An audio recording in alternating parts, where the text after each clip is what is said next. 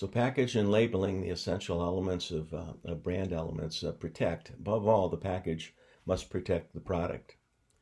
The challenge is defining how much protection is necessary and cost effective. In some cases, as in a can of Coke, the package is a significant component of the product's overall cost. So there is concern about any increase in package cost. However, the can of Coke must be strong enough to hold the carbonated beverage under various temperatures and other use conditions. Additionally, Coca-Cola must consider a variety of package materials like plastic and metal, sizes and shapes, regular can, Coke Classic contour design, various packaging, and it must design each to operate more or less the same under a variety of situations. Protecting customers from unauthorized access to the product is also part of the package design. Prescription bottles and most over-the-counter medications are required to be tamper-proof and child-proof to protect customers. Finally, a growing concern is product theft, particularly in the retail business. As a result, the package design should include anti-theft methodology, such as barcoding or magnetic strips, that discourage shoplifting. Communication packages. The package communicates a great deal of information about the product and about the company. Some of that information is designed as marketing communications. At the point of sale, the package is the last marketing communications the customer will see before the purchase. As a result, packaging plays a critical role in the company's overall marketing communication strategy, particularly for consumer products. Unique packaging design can create a distinctive competitive advantage. Coke's contour bottle, for instance, or the Legs egg-shaped package for hosiery are important components of the overall brand image of these products. And then there's the promote usage. Package design also encourages product use. It does this in several ways. First, packages frequently show the product being used by a happy customer. Second, and in many cases, packages visually demonstrate a product. And third, marketers and package designers make extensive use of blister packs, products that are encased in near plastic, and other package design to make visibility present and also to present the product. Packaging, labeling, and essential brand elements. Legal requirements such as labels must meet federal and state, even local rules and regulations. The Food and Drug Administration requires all processed food companies to provide detailed nutritional information, clearly identifying calories, fats, carbohydrates, and other information. Other products must have warnings of a certain size that are easily read and understood by the customer. Consumer requirements want to use products out of the box, and package labeling is the most convenient place for initial use instructions. Additionally, product precautions, simple assembly information, and appropriate age for the product use may also be included in the package. Marketing requirements. Since package labeling represents the last marketing opportunity before the purchase is made, as much label space as possible is allocated to marketing communications. This would include brand, logo, product image, and other relevant marketing messages take up the dominant space on the label. And chapter 9. Service offerings may be considered products or product-like because their development and promotion is driven by the marketing department. The marketplace activity is carefully watched by product managers to identify opportunities or problems before they escalate. Let's move along to services. What is a service? Well, like a product, it satisfies the need of a consumer. A car wash is a service with no product involved. So, other than your car, in that case, the tale of the tape says that 80% of U.S. jobs are service-related, producing the vast majority of our GDP.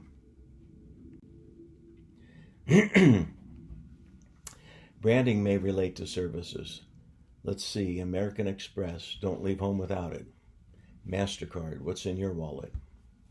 I don't remember Visa's byline, but in this illustration, credit cards provide a service to the consumer of making immediate purchases or with delayed payments for the purchase.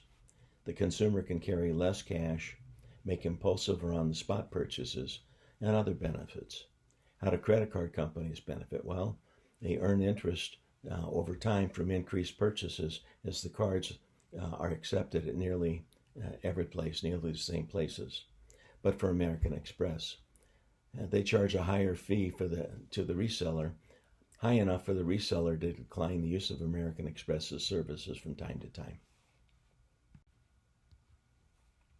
An old and true sales maxim is that consumers don't purchase features of a product, they purchase the benefits of the product.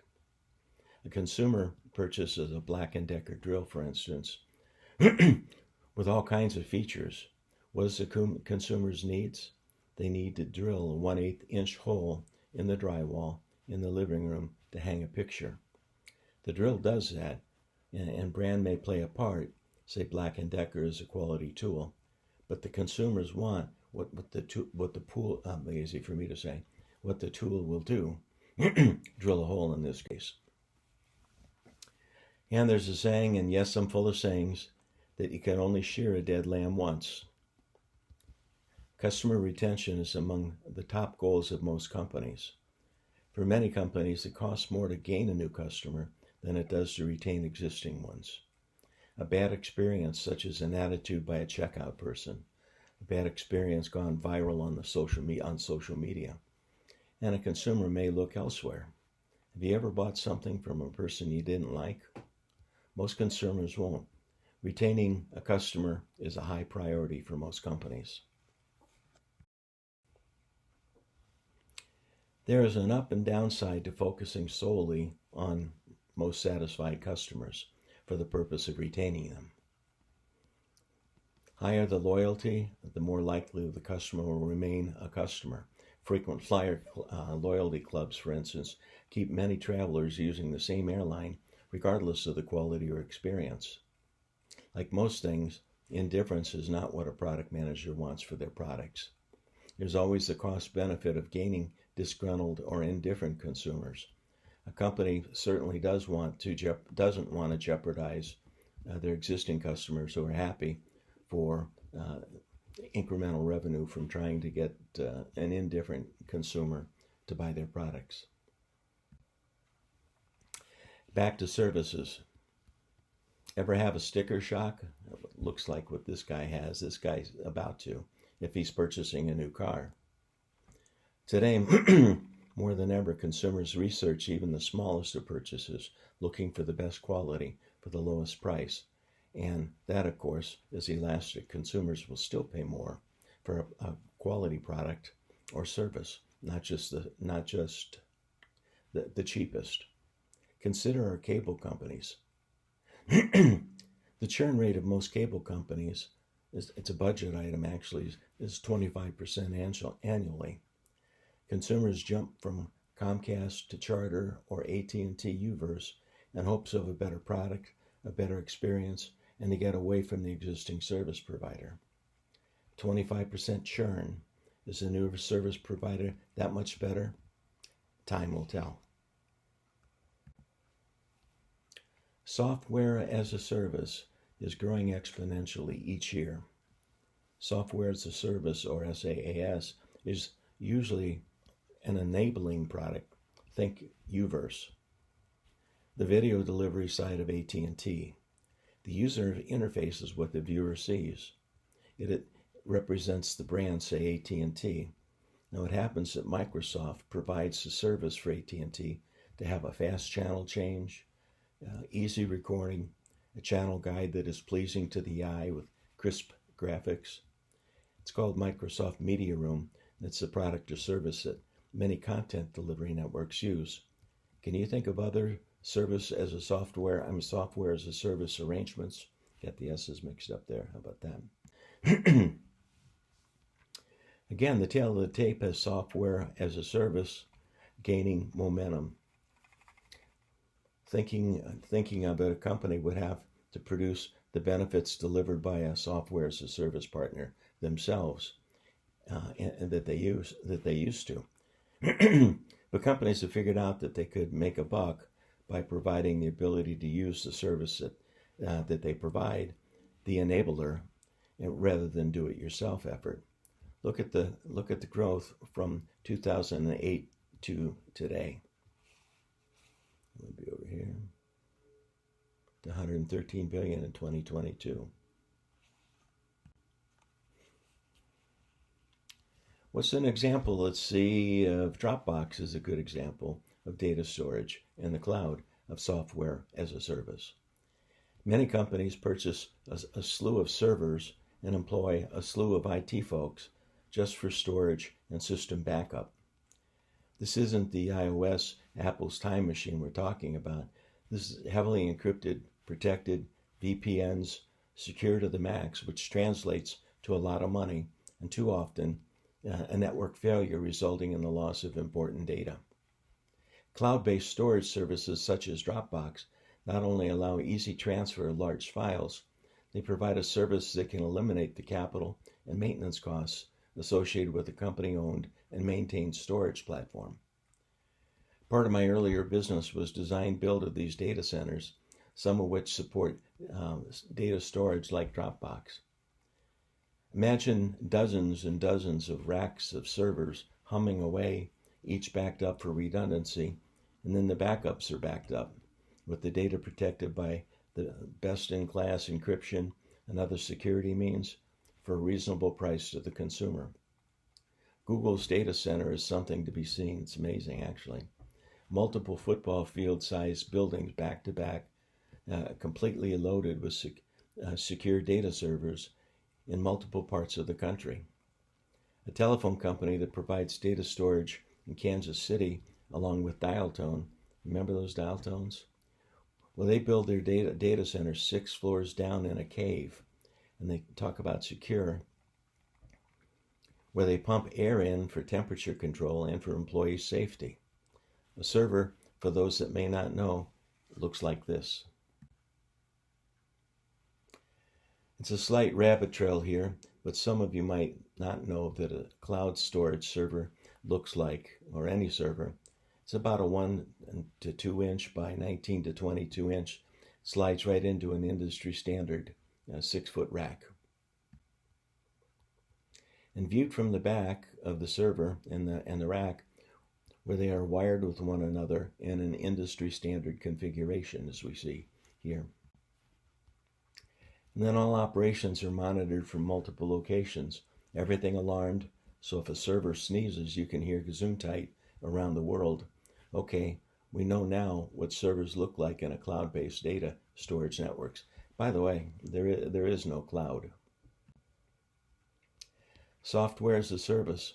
Amazon provides the service as well as anybody. When you purchase just about anything from Amazon portal, from a server to serving sets for bridal showers, a third-party reseller is most often using Amazon software as a service so that all things Amazon, orders, billing, receipts, credit card processing, terms, delivery, other notices to the customer, all with an Amazon face. Brides R Us in Timbuktu gets a software-generated notice that tells them to ship the place settings from Timbuktu to Riverside, California. Brides R Us is an Amazon partner, has the Amazon-provided boxes and packaging materials to ship the purchases. So software as a service in this particular case, it looks like Amazon and it's billed like Amazon as if it came from Amazon. Moving along quickly, Salesforce Customer Relations Management Platform, a subscription software as a service platform that anyone in sales is very likely familiar with. How about LinkedIn? Very similar software as a service. Now for my sweet spot, or at least what I used to do and I still do in parts, is the Internet of Things. Pretty cool, actually. Did you know that the average two-person dwelling in the United States has an average of 11 connected devices connected to the internet? Door cameras are what most people think of, controlled and viewed by one's mobile phone or tablet. How about the heating and cooling system? The refrigerator, the freezer, vacuum cleaners, operated by way of the 802.11 local wireless network. Toys and razors and Fitbits, aerobic equipment, security systems, oxygen monitors, the televisions, of which the average is 3 per home, recording devices, set-top boxes, Fire Sticks, and Apple TV devices, and so on. Many, many more, and many more coming. The Internet of Things on the plant floor was a day where a variety of engineers were on site performing operations monitoring and production changes with Allen Bradley or Westinghouse program logic controllers, called PLCs, wired back to the main industrial IT center on site. This was Buck Rogers. Now that's an old saying that's meant way over the top advanced.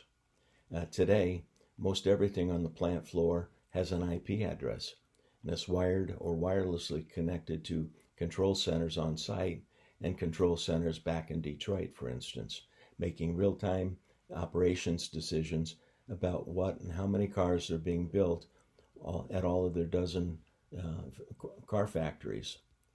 Saves time, money, provides immediacy of data for rapid decision making. Oh yeah, and real-time monitoring on the mobile device. Everything's alarmed with preset thresholds. Where a fault occurs, it's not just a buzzer or a flashing icon that appears, but all the data from just the problem area or the entire network manufacturing process to your iPhone. How prevalent is this? Nearing absolute certainty with all large and small plants, utilities, and so on, using the web, to use an antiquated term. Here's another graphic of a wired or connected home. Shows all of the IoT or Internet of Things devices, and do the math on 11 devices per home in all of the homes in the country. And that's a heck of a lot of IoT devices just for residential purposes.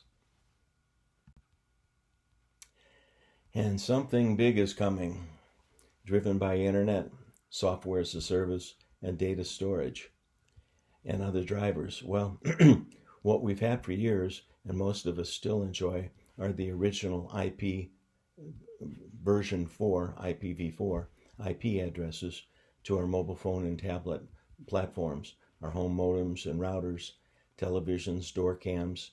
IPv4, the internet addresses, 3,706,000,000 of these IPv4 addresses. It was bound to happen, and innovation drives applied technology, and we're running out of discrete IP addresses. Introduce IPv6, or version 6, introduced in 2012.